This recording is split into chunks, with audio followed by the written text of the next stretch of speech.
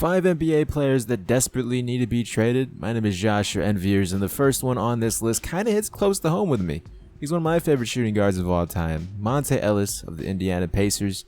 For his own sake, and the Indiana Pacers' sake, he needs to get off this team, but it's going to be kind of hard to find a team willing to take his $11 million contract, especially the way he's been performing lately. Last season, Monta Ellis had one of his worst seasons statistically in the NBA. He only scored 13.8 points per game. He had 1.9 steals, 4.7 assists, and a few rebounds. But this year in particular, Monta Ellis hasn't been starting as much games as he used to.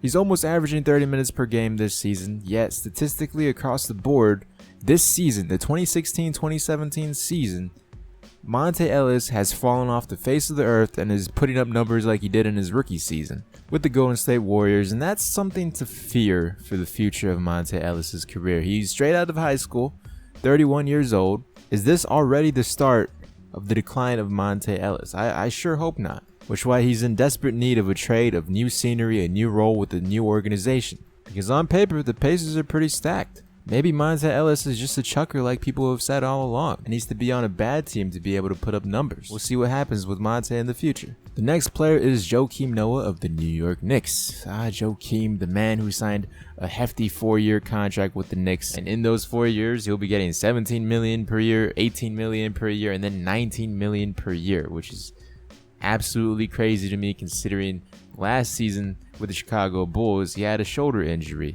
only played 29 games. The stat line last year kind of speaks for itself, but when the stat line for this season, the 2016-2017 season, looks very identical to last season, and we're 46 games in as of the recording, that's something to worry about moving forward, considering Willy Hernangomez, a rookie with the New York Knicks, is outperforming Joakim Noah as of recently.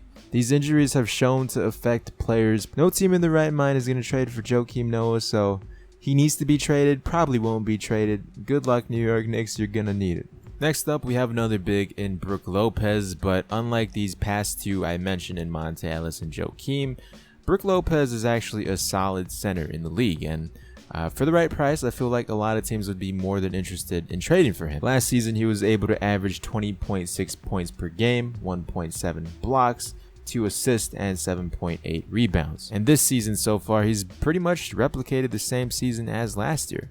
But he's 28 years old. And if you look at the Brooklyn Nets roster, yeah, that team is not going to make the playoffs anytime soon, win a championship anytime soon. Brook Lopez isn't getting any younger, and without assets to rebuild for the future, might as well trade him for some young guys, help the rebuild process of this Brooklyn Nets team, and try to move it along a little bit faster. Considering his contract is up in 2 years, is he going to re-sign with the Brooklyn Nets unless the Brooklyn Nets offer him some crazy max contract and overpay for him? Which they're going to be needing to overpay for a lot of their free agents, because who's wanting to come to play for this team? The Brooklyn Nets, in this state that it's in right now. The Brooklyn Nets might need to take a lesson or two from the Philadelphia 76ers, but once again, that'd be kind of hard considering the whole draft pick situation. Definitely trade Brook Lopez for some assets and draft picks. The next player we have on this list is Brandon Knight, who was once the laughingstock of the NBA, if not still the laughingstock of the NBA, but he was always a solid player, even though people clowned on him ever so greatly. I mean, just look at last season. Statistically, it was one of his best seasons, even though if he was hurt throughout a good half of it. Scored 19.6 points per game, 1.2 steals, 5.1 assists, and 3.9 rebounds. This season, his role with the Phoenix Suns has declined, and he's barely getting any minutes as much as he used to, considering the Phoenix Suns do have a lot of talented guards, especially with Eric Bledsoe finally showing up and is arguably one of the most underrated players in the league this year, along with having to share a backcourt with Devin Booker, the Suns' future. Brandon Knight does not have a place on this team anymore. It's kind of crazy to think that this man was considered to be an all-star snub a few years ago with the Milwaukee Bucks. And ever since that Milwaukee Bucks trade, Brandon Knight just doesn't seem to have it in him as much as he used to. I feel like this is definitely a situational thing rather than a player thing like Joakim Noah's problem. He's still a young quality player, and there's teams out there that probably need a starting point guard. At this point, the way he's been playing though, I doubt that any team would want him by trade deadline, so we'll have to wait and find out. Moving on to the last player on this list, which is Rajon Rondo of the Chicago Bulls. On paper, Rajon Rondo signing with the Chicago Bulls was a solid signing. I mean, just looking at last year's statistics, he averaged 11.9 points per game, 2 steals, 11.7 assists, and 6 rebounds, tying his career high in assists. But that was with the Sacramento Kings, so I guess the numbers are kind of swayed a little bit. And I assume the GMs of the Bulls just said, hey, he had a pretty solid season.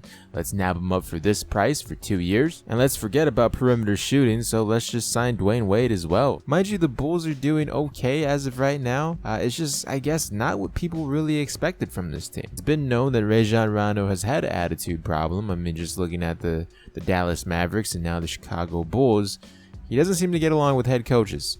He needs to find himself another KG, Ray Allen, and Paul Pierce to mentor him and guide him in the right direction. And it's no secret Rajon Rondo's a stat junkie, and if given an opportunity to start on a different team, he'll be the Rajon Rondo that he used to be and might just match the Sacramento Kings stats when he was there for 1 year. But I don't think Rajon Rondo will ever go back to his Boston Celtics days, considering, like I said, he needs to find a KG, Ray Allen, and Paul Pierce. So in the future, if Rajon Rondo wants to be a starter in the league, still he might just have to go to a bad team and put up Sacramento numbers. Or he could adjust his attitude and, come off the bench for a contender. Heat between players and the organization is never a good thing, and that's why I feel like Rajon Rondo needs to be traded. With that said, those are 5 players this season that desperately need to be traded by trade deadline, in the off season, or whenever, as soon as possible. Before you go, leave a like on this video if you enjoyed. Share it on social media, and click on any of my other similar videos on screen. It really helps the channel grow. I'll talk to you guys in the next one.